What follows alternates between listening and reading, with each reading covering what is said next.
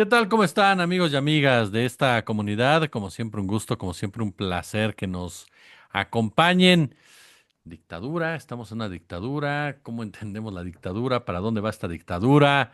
Vaya situación que nos han puesto el señor Enrique Krause, Ciro Gómez Leiva y tantos otros personajes sui generis en el manejo precisamente de estos conceptos que vandalizan con tanta facilidad. Pero bueno, vamos a platicarlo, vamos a profundizarlo, vamos a darle el tono adecuado, por supuesto, con mi admiradísimo y queridísimo Fernando Rivera Calderón, mi querido Fer. Pues, ¿cómo te va en la dictadura, Fer? ¿Cómo estás? ¿Qué onda, Jesús? Me da gusto saludarte que aquí en medio de esta represión y esta dictadura aberrante, como bien dice el maestro Krause, que estamos viviendo. Ahora que supongo que me llamaste a mí para hablar de esto, para que tuviera seriedad el tema, ¿no? O sea, porque soy Por una supuesto. persona seria. Totalmente, hermano. Yo siempre lo he pensado. Dije, la seriedad es tu otro nombre, Fer. Claro, yo decía, claro, por eso me está hablando para hablar justo de este tema en particular, Jesús. Y bueno, lo acepto porque sí, evidentemente es un tema que requiere de toda nuestra preocupación y de toda nuestra visión de país, porque pues sí es muy preocupante, sobre todo porque hay varias cosas que deberían preocuparnos. Una, que gente como Ciro, como Enrique Krause, están aparentemente atrapados en una especie de bucle en el espacio-tiempo donde cada que se les pone un micrófono enfrente o tienen la oportunidad de escribir algo en las redes sociales, anuncian que está muriendo o la democracia o la justicia o la república. Pero el problema es que lo declaran cada tercer día, entonces es ya más que un anuncio, pues es una especie ya es como una institución, ¿no? Están institucionalizando el apocalipsis democrático de México, recordándonoslo cada semana. Pero además, lo que nos ha llevado a quienes exploramos y desmenuzamos la realidad política, pues es que, pues sí, evidentemente se le está haciendo la autopsia a esa república en la que ellos eran tan felices. Pues en esa autopsia resulta que ellos no eran el cerebro, sino el hígado, las vísceras. Eso es lo que está haciendo Aguilar Camín y Krause y Ciro Gómez Leiva, quienes se preciaban pues de ser mentes muy luminosas y muy lúcidas y que pues están realmente pensando con el sistema digestivo, ¿no?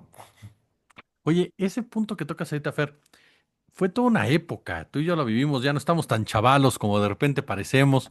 Y pero fue toda una época en donde, bueno, tú escuchabas tantas posturas que de repente Denise Dresser o Crespo te parecían de izquierda, o si no de izquierda, por lo menos te parecían los disruptivos, cuando en realidad el problema es que los otros estaban demasiado a la derecha. Sí, no, es que éramos ingenuos, la verdad es que no teníamos como la película completa y la verdad es que se encargaban de ocultar muy bien esa otra parte de la película, por lo menos durante muchos años, ¿no? Cuando todavía se asombraba Krause y Octavio Paz de que alguien les dijera en su cara que vivíamos en una dictadura perfecta. Muchos pensábamos que Juan Gabriel era heterosexual, Jesús, o sea, muchos de verdad vivíamos en una ingenuidad muy radical.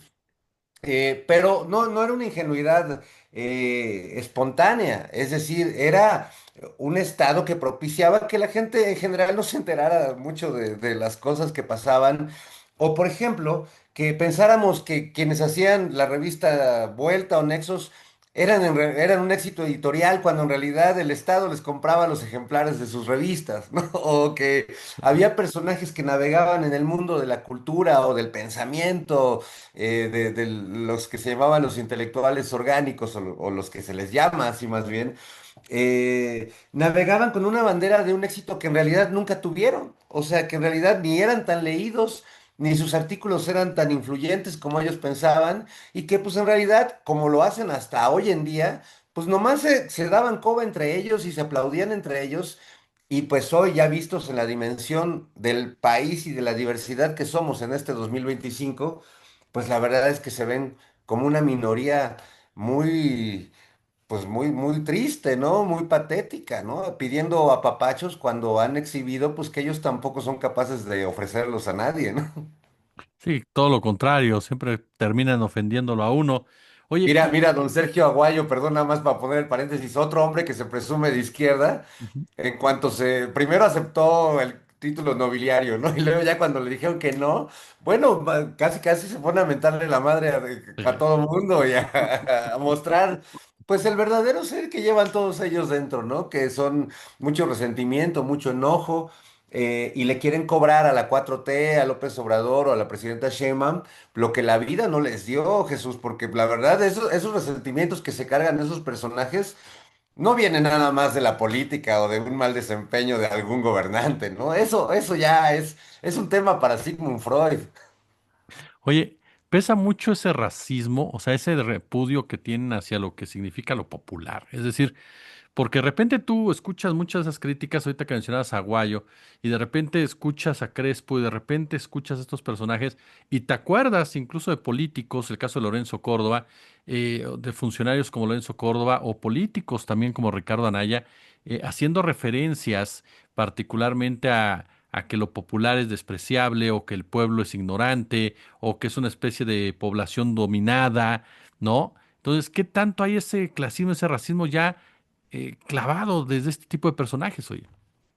Pues yo creo que es uno de los ejes, digamos, psicológicos que están alrededor de toda esta trama, el gran, enorme racismo y clasismo que tenemos en México que impide que cierto sector de la política eh, pueda entender que otros sectores de la sociedad lleguen al poder, accedan al, como en el caso de el nuevo presidente de la Suprema Corte, o Mm. que alguien, como lo he escuchado y seguramente lo he escuchado tú, ¿cómo es posible que este güey que podría ser mi chofer o esta señora que podría trabajar en mi casa, tendiendo mi cama, ahora resulta que es secretario de Estado? Es decir, no entienden.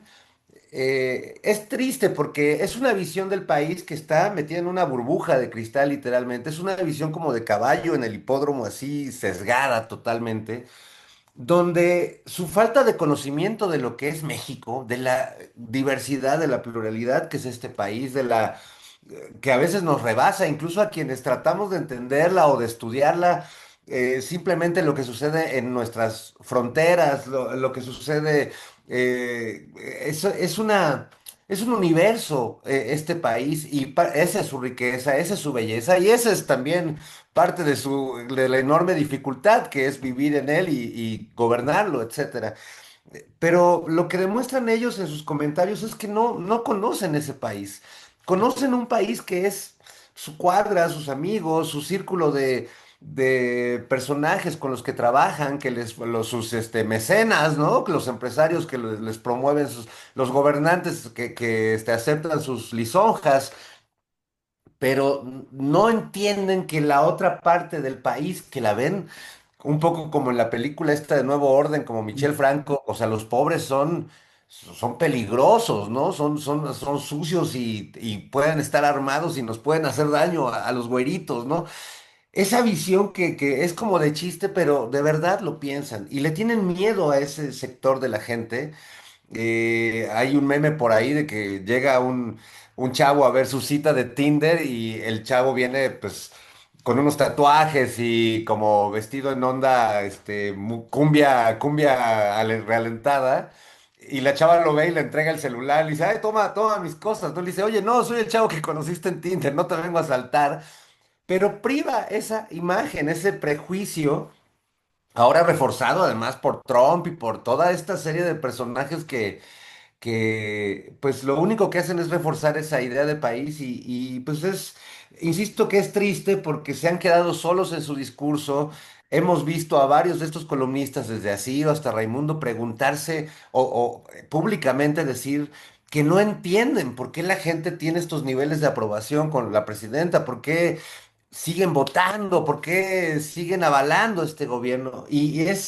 Pues yo digo, chale, y ellos eran cuando yo empecé en esta carrera, pues ellos eran las mentes brillantes, ¿no? Ellos eran los que entendían todo, y ahora pues están igual que Peña Nieto, ¿no? Sin entender por qué va a haber, por qué quitaron su aeropuerto, pero también sin entender por qué, 3 minutos son más que cinco, y tratando de entender por qué llegó a gobernar este país, cosa tan absurda como que Vicente Fox llegara. Digo, ahora nos lo preguntamos y nos parece como una aberración, pero pasamos por ahí y por algo llegamos a este punto también. Oye, ahorita te iba a preguntar también de Fox, pero esta idea de repente vimos toda la semana en Ciro a César Duarte, a Vicente Fox, la carta póstuma de Isabel Miranda de Wallace, la carta ahora de la esposa de García Luna. El argumento que te dan es, se escuchan todas las voces, pero ¿qué tanto también es conformar un discurso? ¿Qué tanto también es conformar ese discurso de derecha, obviamente, estructurarlo de cierta manera a través de un medio de comunicación, pues siguiéndole esa llamada a la acción de el famoso tío Richie, ¿no? De que qué vamos a hacer para recuperar esta república caída. Pues sí, claro que están intentando generar su narrativa, entre comillas, pero ya es insostenible, es decir, ya nadie les cree, están reclamando una pluralidad cuando ellos durante décadas en este país fueron los principales que la impidieron. Los principales que, digo, yo lo viví en carne propia, pues yo trabajé en Televisa muchos años y siempre era, si puedes estar atrás de cámara y que revisemos lo que escribas antes de que salga, porque no hay confianza y además, pues no eres güerito y no te ves así como la gente que queremos que esté en pantalla. Es decir, había una negativa a que hubiera otras voces, otros rostros, otros colores de piel, ¿no? Lo vimos durante décadas. Todavía hay muchos resabios de eso, aunque han intentado disimularlo, ¿no? Y cada 8 de marzo son feministas y cada mes de junio son diversos, ¿no? Pero sabemos que es una absoluta hipocresía. Entonces, con esa hipocresía están construyendo su narrativa, pero pues yo veo que ya no les funciona, aunque traigan a la OEA o invoquen a la señora Wallace con la Ouija. Eh, es más, yo creo que gracias a todas esas cosas que hacen, es que cada vez van perdiendo más credibilidad y reclaman una pluralidad en la que solo quieren ser escuchados ellos, ¿no? Porque ellos no saben escuchar las otras voces y no solo no las saben escuchar, sino que las desprecian, las creen, como bien decías hace rato, manipuladas, ignorantes, vendidas, que es mucho más insultante que ser manipulado e ignorante, que es como nos llaman a los que vamos a votar, o a los que opinamos nuestra opinión libremente, que nos pagan por pensar así. No, pues ahora sí que los leones creen que todos son de su condición, pero pues no funciona así de este lado. Y eso es lo que los tiene, pues, en la perplejidad y en la pendejidad. Esa frase me encantó, la pendejita. Oye, y pues hasta Gebelianos ya es Claudia Sheinbaum. Es que además no se sabe en otro cuento. O sea, lo de Goebbels, bueno, lo hemos escuchado sobre Jesús Ramírez Cuevas, lo hemos escuchado, o sea, desde que se lo sacó Ciro, creo que fue de la manga por primera vez, si no mal recuerdo, hace ya algunos años en los tiempos de López Obrador. Lo repitió el mismo jefe Diego que intentó que le pegara el Tartufo, pero pues el Tartufo realmente quien ha leído ese texto de Molière, pues es más el jefe Diego que López Obrador, pero toda la vida. Entonces le salía el tiro por la culata y bueno, pues prosperó el otro apelativo. Pero bueno, pues es que ¿qué les podemos pedir a estos cuates, Jesús? O sea, veo a Vicente Fox igual, ya pidiendo que llegue el Chapulín Colorado, literalmente, a rescatarnos. Entonces, con ese nivel de discurso, pues no es casual que los moneros del Chamuco y un humilde Pagliacci como yo seamos los opinadores de moda de la política nacional. No, la profundidad que ustedes tienen es otra cosa, mi querido Fer. Y oye, y yo quiero aprovechar eso también para preguntarte, a ver, se cumplieron, ¿no? 7 años de la llegada de López Obrador al poder, pero también se cumplió un año más de lo que ya mencionabas, la llegada de Fox al poder. Y ambos llegaron con esta idea o este mensaje en campaña del cambio como tal.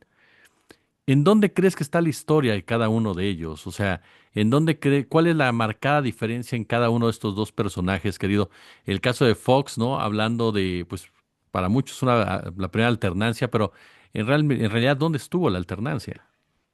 No, ahí no estuvo y fue muy penoso porque mucha gente cayó en esa trampa, en ese discurso, en esa construcción de la mercadotecnia absoluta. Eh, muy chafa lo de Vicente Fox, la manera en la que dilapidó todo ese capital político y toda esa esperanza que había generado entre la gente. Hubimos muchos, amarguras que pues sabíamos que así como se estaba rodeando de ciertas personas y con lo que estaba planteando, pues no prometía mucho, pero bueno, ya verlo suceder y ver cómo descuidó tantos flancos, cómo descuidó el tema de la seguridad, permitiendo también que creciera todo lo que luego Calderón quiso aplastar de un zarpazo, ¿no? Eh, Se dice en el lugar común que los sucesos pasan primero como tragedia y luego como comedia.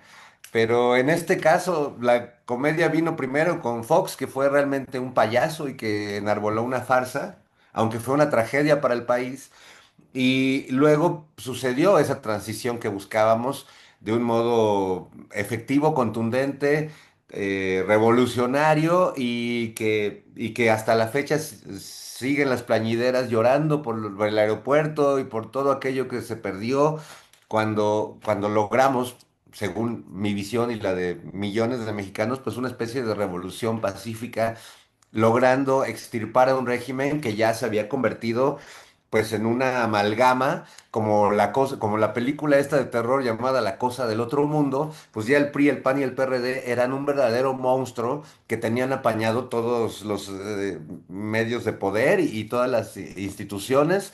Y lo que se logró con López Obrador y con todo el pueblo de México, porque también, así como la oposición cree que todos los males tienen que ver con él, a veces también de este lado, de quienes apoyamos el movimiento, centramos mucho el movimiento en su figura y si bien es una figura fundamental y es el gran detonante, pues lo que logró López Obrador en realidad fue devolverle la esperanza a millones de mexicanas y mexicanos y lograr que actuaran en consecuencia, yendo a votar y apoyando, pues muchos incondicionalmente este movimiento. Y eso será recordado durante muchas décadas, más allá de quienes tengan filias o fobias por él. Los que lo odian lo seguirán odiando y los que lo queremos lo seguiremos queriendo. Pero sin duda lo que logró en México no había pasado, por lo menos desde los tiempos de Lázaro Cárdenas, en otro sentido y en otras circunstancias y coyunturas, pero no se había tomado el poder con ese sentido social que tuvieron esos dos gobiernos. Y para mí el de López Obrador, pues lo logró de una manera mucho más poderosa, porque evidentemente la población de México se ha multiplicado, los problemas de México se han multiplicado, y atender a esa cosa del otro mundo que también somos nosotros, pues no ha sido nada fácil. Evidentemente tampoco hubo milagros, ni ha habido milagros, ha habido, eso sí creo, un trabajo constante desde muchos flancos para tratar de equilibrar el enorme desequilibrio que subsiste en este país. Cada día se sintió la gente representada, Fer, con Andrés Manuel. Yo no recuerdo, te soy honesto, haber visto nunca eso. O sea, que la gente se sintiera representada en realidad por quien estaba sentado ahí en la silla del águila. Votaban y la gente decía, pues ya ganó aquel, ya quedó este, ya quedó aquello, pero a otra cosa mariposa. Y siento que con Andrés Manuel la gente se sentía como que el país se parecía mucho a ella, ¿no? El país, sí, yo creo que Andrés Manuel de algún modo reflejó muchas de las esencias o quintesencias de lo que consideramos que es mexicano, que tiene que ver con México, aunque muchos digan que no, que ya es millonario, no, que se alejó del pueblo, no, en realidad a quienes hemos convivido con nuestro país de maneras profundas y cercanas y tenemos familiares en todos los estratos sociales, no podemos negar la simpatía que nos causaba que López Obrador, por ejemplo, recurriera a la sabiduría popular de los refranes, a la sabiduría de las canciones. No de la música clásica y de Shostakovich y de Tchaikovsky, no, de Chicoche y de Juan Gabriel y de Rigo Tobar eh, en algún momento cuando yo empezábamos a verlo actuar y que platicaba con él y que decía él vistes o estuviste o que tenía estas, pues según el chilango centralista, errores del lenguaje, pero que te dabas cuenta que en realidad era como una especie de desafío a esa habla correcta, centralizada, del poder centralizado en este país y era como que en su mismo lenguaje y en ese ofender a esa clase que decía, es que así no se habla. Es que así no se dice. Es que además, ¿porque habla lento? Es que además, bueno, pues porque les cambió el ritmo a los políticos, les cambió no solo con su manera de hablar, les cambió completamente el disco. Y muchos hasta la fecha, porque yo lo sigo platicando con políticos de la vieja guardia, no creen que López Obrador sea como es López Obrador. O sea, creen que en el fondo sí tiene una cuenta escondida como ellos la tendrían, que sí debe tener un harén de mujeres escondido por ahí, que debe tener departamentos en todas partes del mundo como los tienen ellos, que es imposible que sea honesto, que es imposible que ame realmente al pueblo de México, que es imposible que se esté dedicando a escribir y no a controlar el conflicto en Irán. Es decir, este, mientras no dimensionen que habemos personas distintas a ellos, van a seguir perdiendo y van a seguir enfrentándose a una realidad muy confusa. Pero pues no, no todo mundo se mueve con la frase famosa de con dinero baila el perro. Y esa la aplica, esa es parte de la fraseografía que a mí me gusta mucho de nuestro expresidente López Obrador y con la que creo que parte de ese lenguaje suyo tan popular populachero, como diría Paco Taibo, que no nos avergüence ser populacheros, porque al final lo somos y ese lenguaje, de entrada, creo que fue una de las grandes armas y de las grandes estrategias no consideradas por sus analistas de cómo logró conquistar no solo el voto, sino, no quiero ser cursi, pero el ánimo, el corazón, el entusiasmo, la esperanza de muchísimas personas, entre las que me cuento, yo habiendo sido además un crítico bastante duro de él en los tiempos en los que trabajé en Televisa Radio. Nunca un radical opositor, pero sí le cantaba su canción de Peje Cristo y me reía un poco de que pues siempre le hacían complot los mismos hechos, la misma historia, siguiendo el curso de los acontecimientos, me demostraron que muchas de esas cosas que yo me burlaba de él al principio, pues en realidad había tenido razón y en esto también hay que saber rectificar. Y creo que en mi caso hubo una rectificación importante hacia su figura y su persona. Oye, querido, y hablando precisamente de rectificar, bueno, no sé si usted ha tenido la oportunidad de ver a Fer en vivo, es un deleite, así es un deleite ver a Fernando Rivera Calderón en vivo, ya sea tocando, ya sea actuando, ya sea parodiando, es uno de los grandes, y te lo digo de verdad, de los grandes genios de la actualidad frente a un escenario y detrás de un escenario escribiendo. Y en plena dictadura va a lanzar un noticiero con ese peligro siempre que existe, que un noticiero genere controversia. A ver, Fer, platícanos esa, cómo que el noticiero de Operación Mamut se muda, cómo está todo ese asunto, oye. Pues sí, ya ves cómo son las dictaduras. Ahora vamos a tener que hacerlo escondidas, ¿no? No, no. Teníamos ganas desde hace algún tiempo, mi querida Ceci Sotres, Nora Huerta, que son pues unas reinas del cabaret y unas grandes feministas, activistas y parte del equipo de Operación Mamut, y que queríamos hacer el noticiero prehispánico, que es una de las secciones pues más gustadas, donde Hernán Cortés, Cuauhtémoc y Coyochauqui dan las noticias llevarlo al teatro y poder hacerlo más, pues en un estilo de carpa y con, pues un tono mucho más subido que el de Canal 11, pues, donde pues finalmente tenemos que respetar un código de ética y no es por supuesto ningún tipo de censura, pero sí hay parámetros que no podemos Claro. transgredir en la televisión porque llegamos de una cantidad de público y de diferentes edades y en diferentes horarios, en fin. Pero en el cabaret es muy claro quién va y sabe, la gente sabe perfecto a lo que va. Entonces el tono es más subido. Y pues vamos a hacer este espectáculo. Yo acabo de terminar de hacer Los Sentimientos de la Nación, acabo de terminar mi temporada. Tuve el honor de que estuvieras ahí, querido Jesús. Pero ahora Vámonos. vamos a arrancar en 2 semanas, el 12, el 19, el 26 y el 2 de agosto. Vamos a estar todos los sábados de julio y el 1 de agosto ahí en el Vicio haciendo el noticiero prehispánico en vivo, diciendo las noticias de cada semana, desde las noticias de política, las internacionales, el clima. pero también reflexionando en primero sobre lo que pasa en un noticiero cuando están las luces y cuando se apagan y Mm. vas al corte y ese contraste hermoso entre lo que muestras al público y lo que no se ve.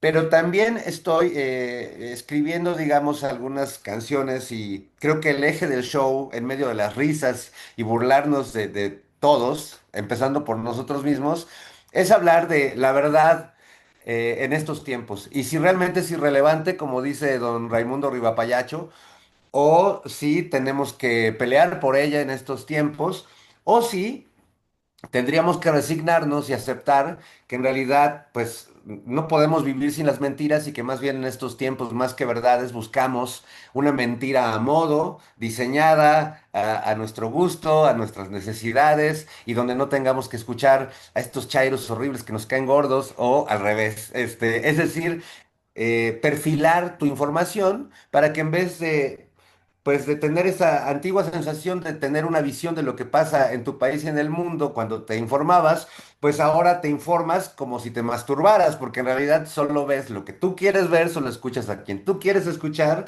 Y amigos, creo que es la peor forma de informarse en estos tiempos, pero es parte de la reflexión que queremos hacer en este espectáculo. Así que estás y están cordialmente invitados. De entrada, el estreno que será el sábado 12 de julio. Pues ahí lo tiene usted, amigo y amiga, de verdad. Vaya, yo se los digo, ver a Fer Calderón, ver a las Reinas Chulas en vivo es verdaderamente espectacular. No paras de reírte, no paras de pensar y es algo que te deja muchísimas, pero muchísimas enseñanzas ahí en el bar El Vicio. Mi querido Fer, yo como siempre te agradezco muchísimo de verdad que engalanes esta comunidad y que nos permitas aprender de ti, querido.